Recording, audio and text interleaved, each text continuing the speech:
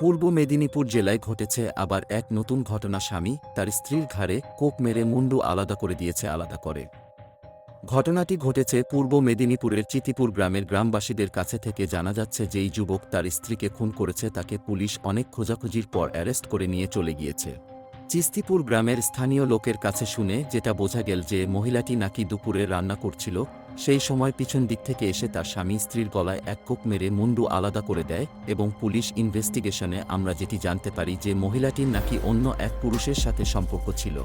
তাদের নিজেদের মধ্যে নাকি এই নিয়ে মাঝে মাঝে গণ্ডগোল হতো, নানান ঝামেলা হতো এই নিয়ে। কিন্তু হঠাৎ তার স্বামী একদিন পর পুরুষের সাথে হাতে নাতে ধরে ফেলে তাকে। ওই রাগ সহ্য না করতে পেরে তার স্বামী তাকে হত্যা করেছে ও তার মুন্ডু কেটে হাতে করে নিয়ে সারা গ্রাম ঘুরে বেরিয়েছে। তো স্বামীর কথা হলো, সে যদি পর পুরুষের সাথে এমন না করত তাহলে সে তার স্ত্রীকে কোনোদিনই মারত না। সে এগুলি সহ্য না করতে পেরেই তার স্ত্রীকে হত্যা করে এবং তার স্বামী একটু স্বীকার করে নিয়েছে যে সেই তার স্ত্রীর হত্যা করেছে।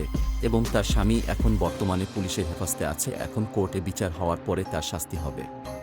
আর স্বামীর কথা তৃতীয় ব্যক্তি যদি তাদের মধ্যে না আসতো তাহলে সে এমন কাজ জীবনেও করতে পারত না।